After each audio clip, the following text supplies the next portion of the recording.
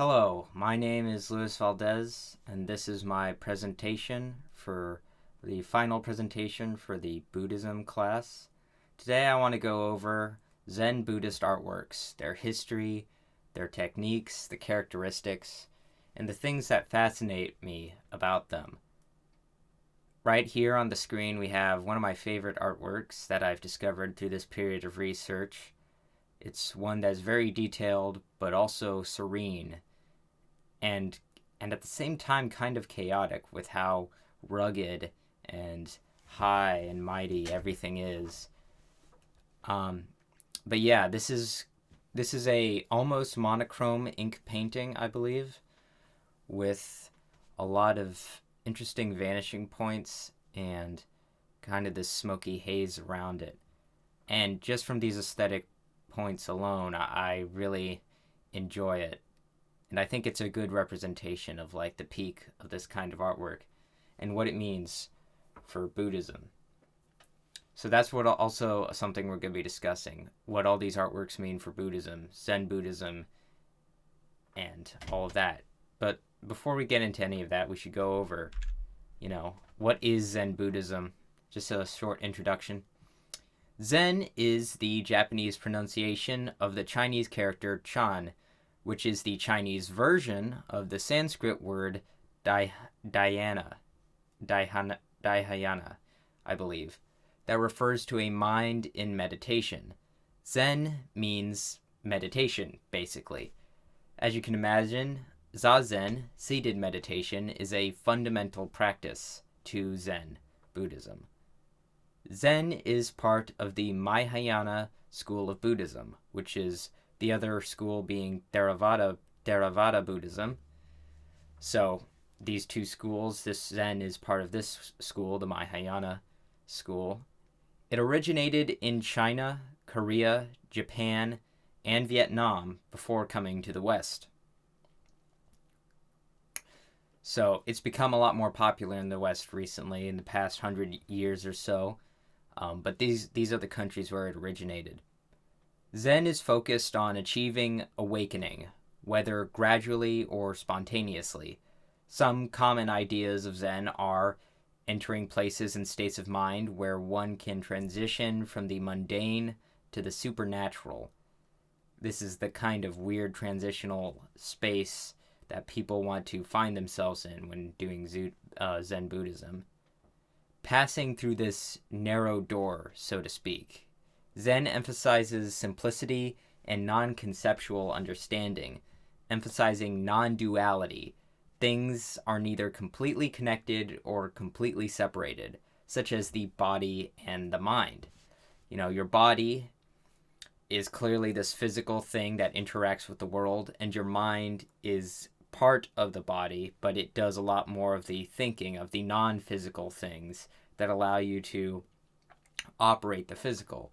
And so in this way, Zen tries to understand this as being connected, because the mind operates the body, but also separated because the mind can transcend the body and think up other things outside of the body and imagine things and experience reality differently. And it can change reality.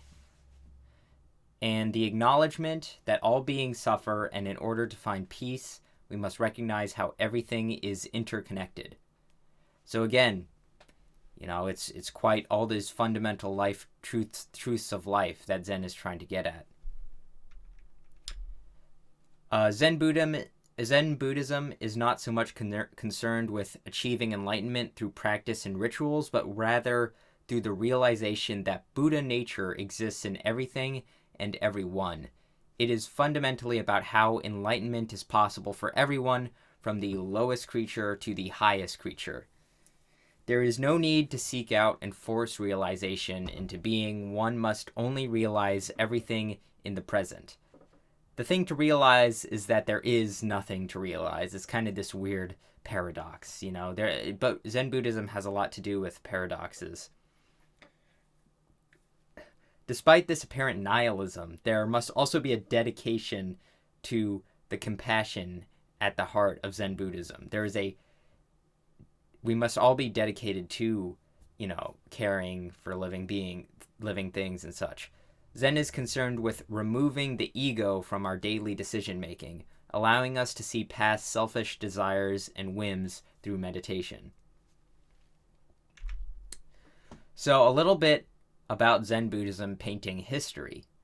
Zen Buddhism rose to prominence in Japanese culture, notably in the samurai class, during the Muromachi period, which is roughly 1333 to 1578, but the 14th century, basically, or the 1400s and beyond, before and beyond the 1400s. The establishment of Zen monasteries in Kamakura and Kyoto had an impact on the visual culture of those areas. As trading and imports from China came to Japan, Chinese visual influence had more and more of an appearance, had more and more of an influence. Black ink paintings based on East Asian calligraphy became more common. By the end of the 14th century, Sensuiga, monochrome landscape paintings, had found royal patronage. Another painting style, Shigajiku, I think, is a painting style accompanied by poetry. Zenga painting is the period after the 16th century, the Edo period, the 16th century to today. That's considered the Zenga period. East Asian calligraphy. You can easily see how that had an influence on these black ink paintings in the example that I have to the left here. Of course, all of this would have been first started by what many consider the first visual illusion in Buddhism, when the Buddha gave a discourse by simply holding up a flower. This is considered the first instance of Dharma transmission in Zen. There are two sects of Zen that became popular, the Rinzai sect and the Soto sect. Rinzai produced the largest amount of artist monks. As the popularity of Zen grew in Japan, a new class of professionally trained Zen artists and monk painters arose. During the Muromachi period, Zen artists had the patronage of the wealthy court and samurai class. So you can see how Zen art became, much more of a thing. And it became it had infrastructure behind it. This would bring income to the temples. As Confucianism became popular and Buddhism declined in influence, monks eventually would return to their religious duties instead of becoming politicians, educators, and people in positions of power.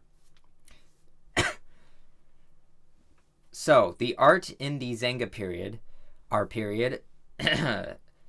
so the art in the Zenga period is the ink paintings after the 1600s to the present, is considered by some to be more authentic and more pure, because it focuses on meditation and theological ambitions more than any other period influenced by the corruption of power and wealth. That may have been there in the other periods. So Zen is open to many art forms, including calligraphy, archery, and swordsmanship, but the one I want to explore is painting, most commonly ink monochrome painting. A Zen monk who chooses to pursue an art form and spends a lot of time on it, I found this surprising, will not be discouraged from doing so, because Zen is open to these many art forms. Zen painting has several characteristics. Zen painting typically uses few brushstrokes. It's simple in nature, and they're dense with religious meaning. The first Japanese Zen artists were monks who painted to express their religious convictions. The subject matter of these early paintings were Zen patriarchs, teachers, and enlightened individuals. So there's a lot to do with the subject matter. Eventually, the subject matter available would grow, in fact, to include plants and animals, and then landscapes and literary figures. Zen Buddhist ink paintings have a very distinct style and aesthetic, as you can see, expressing emotive concepts from melancholy to loneliness to eternity. So, more about these Zen art characteristics. I love this, I love this very simple rock and some beautiful gestural leaves and colors. This gesture is something I want to emphasize, because when you're doing a long stroke, that takes a lot of skill, and they didn't take this lightly. Although it is minimalistic, it takes quite a bit of a bit of skill and finesse to make sure without, you're not going to be able to erase this because it's ink painting. So you have to get it right basically on the first try. There has been suggestions that the main differences between Western and Zen art is the differences in goals and methods of communication. Older Western art often has literal representations, so like kings and queens and like still lifes and all this. And they're very realistic, or clear metaphorical representations of physical things, moods, and ideas, like mythology.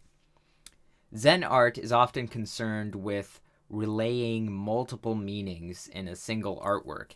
It is meant to inspire thought and introspection, relying on the viewer to piece together what is suggested by the art.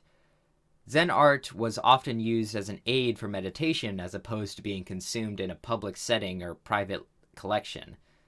So Zen works, were often minimalist, with clear separations between light and shadow and lots of empty space. As you can see in this picture, a lot of the landscape is suggested by just a few objects, and there's a lot of white space. So something fundamental to understand about Zen art are Zen koans.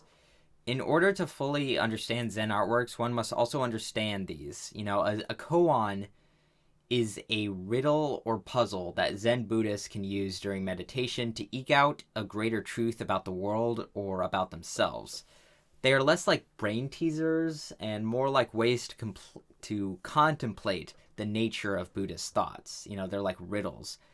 These stories, sayings, and questions are often unusual and far from straightforward. Zen masters have been using them on students for centuries to try to get some realizations out of them. Zen koans have frequently been visually represented in Zen Buddhist paintings. So a lot of Zen Buddhist paintings are just Zen koans, but in a graphic. So here's some examples of Zen koans, just so you can get a good idea of what they're about.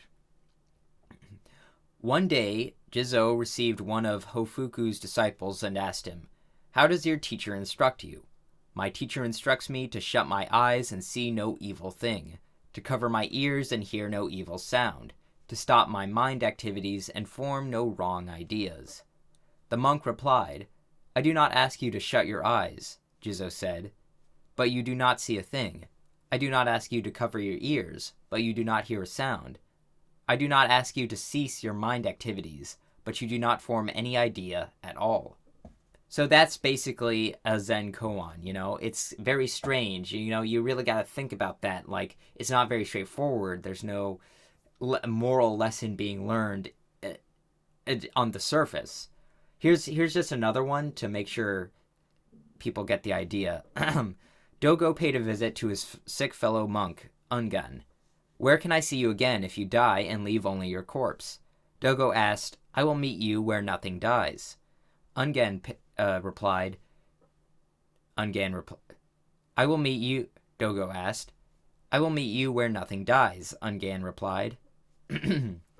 Dogo criticized his response, saying, "What you should have said is that there is no place where nothing is born and nothing dies, and that we need not see each other at all." So this one makes a little bit more sense, but it's very amusing.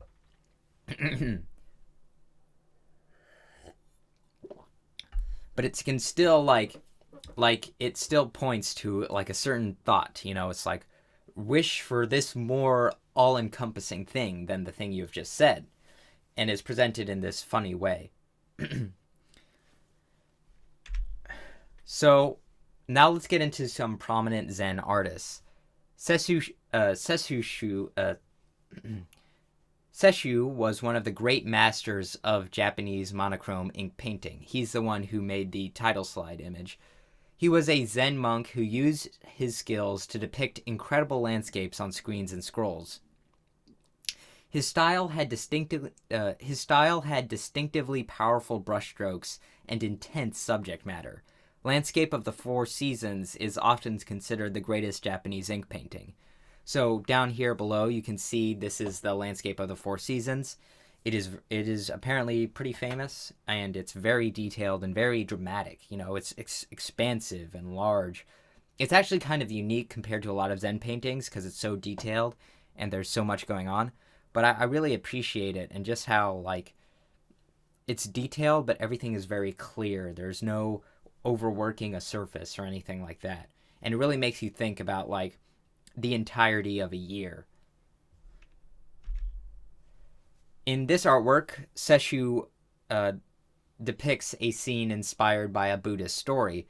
In order to show his reverence, Hyuke offers to cut off his arm to Bodhidharma, the first patriarch of Zen Buddhism, after the monk asked to be his disciple and he rejected him. After Hyuke, has this offering, after this offering, Bodhidharma accepted him. In this painting, we can see the tension of the scene. This is the illustration of that scene, and you can see his arm, I believe. We can see the expressions of the expression in the rock face of Bodhidharma. We can see the expression of the rock face Bodhidharma is meditating against, and the wariness of Hyuke. The robes of Bodhidharma are distinctly simple and elegant. The white purity of his robes contrasts with the hazardous face of the rock and the cave and the darkness of the rock. It's really quite a fascinating, it's really quite a fascinating piece because of how stark this contrast is. He's the Bodhidharma, he's the purity, and the world around him is this craggy surface. So moving on to another prominent Zen artist is Hakuin Ikaku. Hakuin Ikaku was a highly influential Zen monk who penned the most famous koan of them all. What is the sound of one hand clapping? This is a riddle with no answer, and it's pretty famous. It's been parodied and joked about a lot. But yeah, this is the guy who made it. And he was also a Zen artist. At the age of 14, he was ordained in a chapel in Hara Shoinji. After realizing enlightenment, he served as abbot for the rest of his life.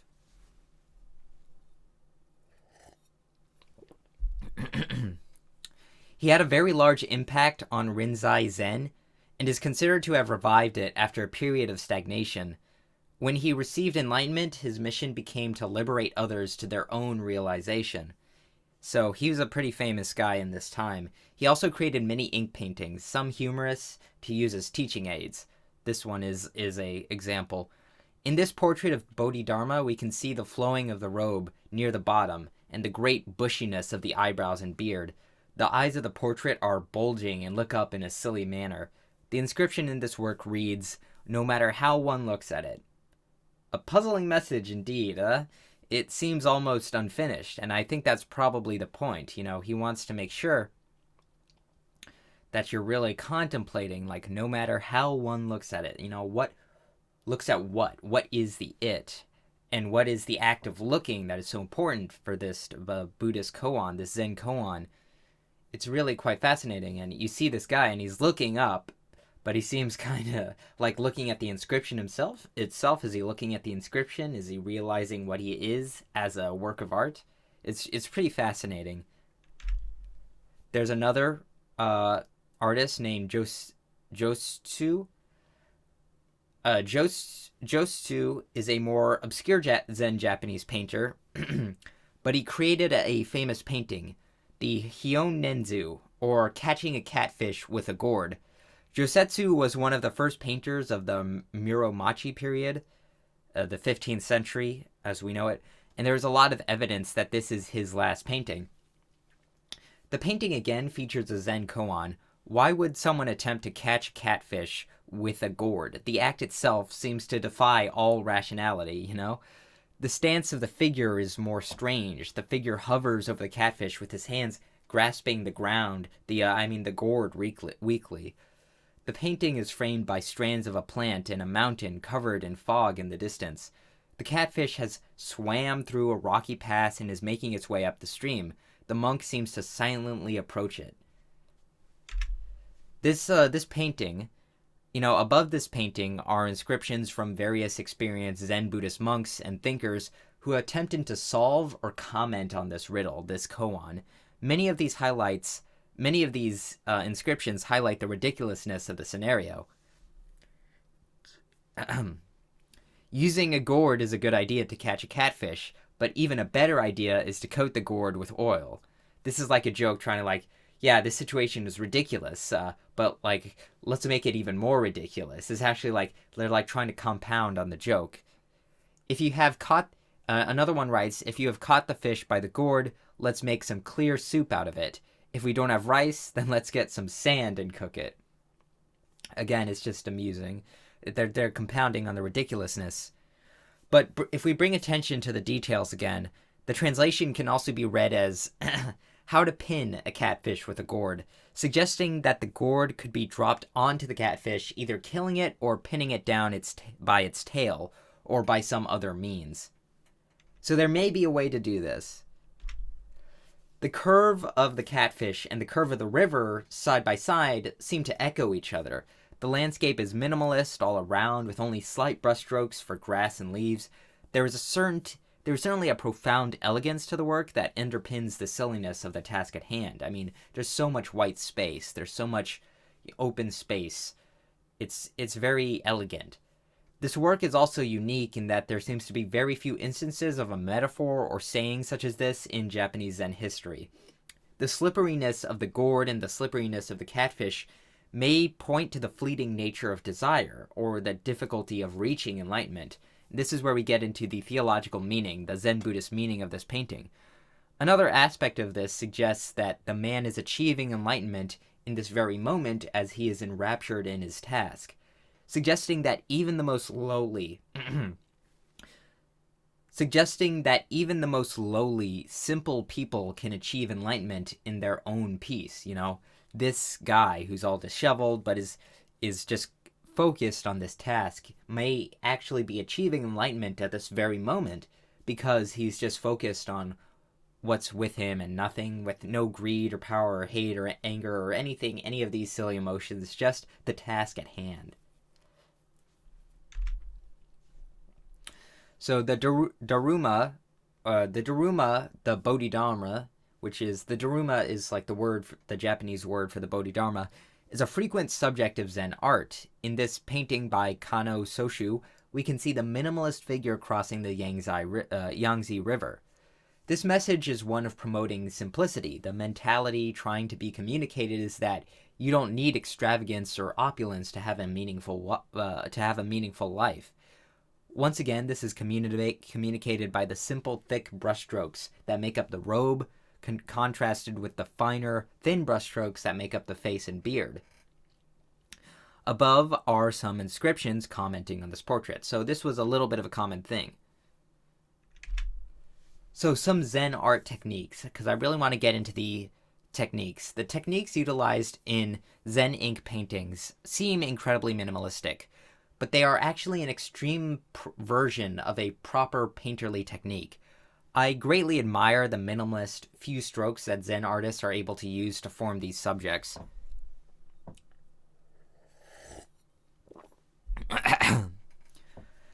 Traditional artworks such as pen, pencil, oil, gouache, etc. often all rely on a set of fundamentals that can make art making easier. One of the first is being able to control your strokes. This means not scratching out a line with many strokes, but instead, carving out a shape by separating it into just a few distinct lines that are formed by confident and long movements of the brush or other tool, these gestural movements. Zen ink paintings show this principle in full force. Many details can be suggested by a brush stroke, such as varying the width as a curve goes around. Or a fold in a piece of clothing can be one stroke that is curved onto itself and intersects slightly.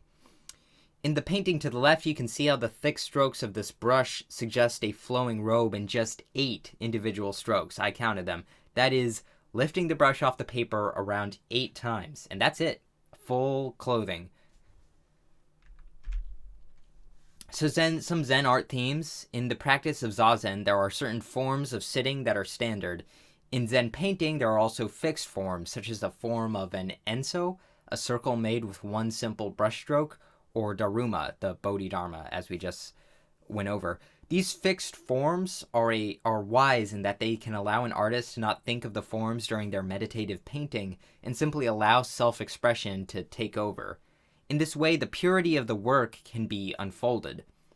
Zen painting also features frequent use of wabi, a taste for the simple and quiet, and sabi, the rust of age. Together, they are wabi-sabi, a term used to describe the acceptance of impermanence for all things, living or non-living. So basically, it's like, let's concentrate on these small, delicate objects of life. When Zen artists paint simple objects and landscapes that have been worn down and show their age, they are practicing this idea. Things that are perfect without blemishes or age are not true and or will not last. Buddhism is very aware that things that try to be perfect are not, and that things that even are perfect truly are just going to eventually fade away. Their beauty will fade. Everything is going to go away at some point, and Zen art tries to highlight this. So I find that this has, a lot of parallels, strangely, to modern/contemporary art.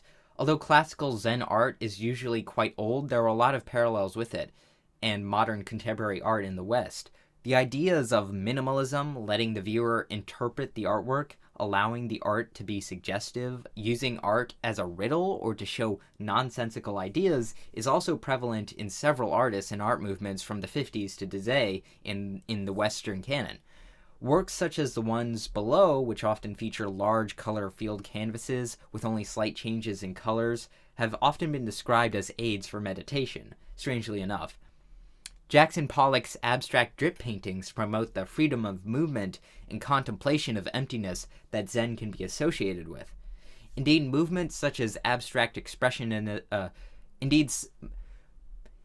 movements such as abstract expressionism and minimalism often sport many of the same desires as Zen Buddhist painters, although with significant remixing.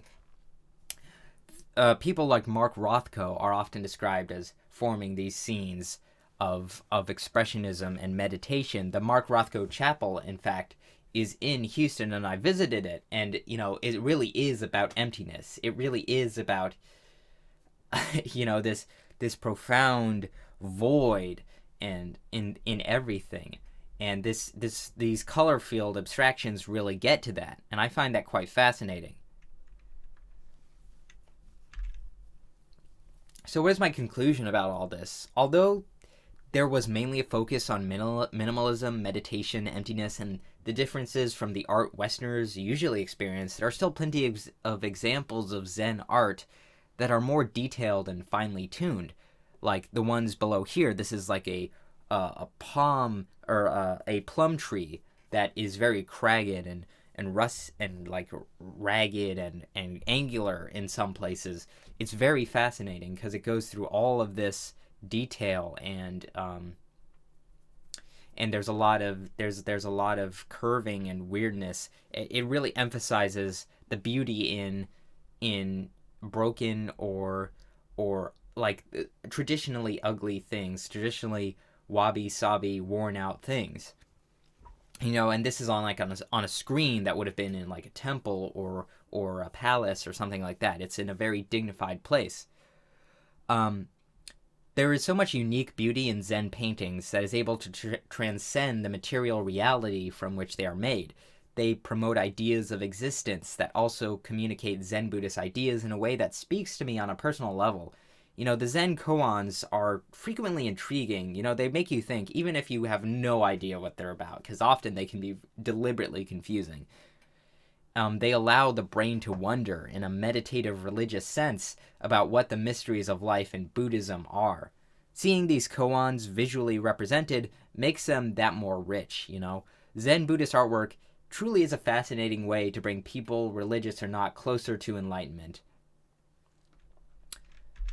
So this is the bibliography. These are all my sources. I went around and really tried to gather as much as I could about this subject because it did interest me a lot. And there's a lot of museums that you can visit, especially the Department of Asian Art at the Met.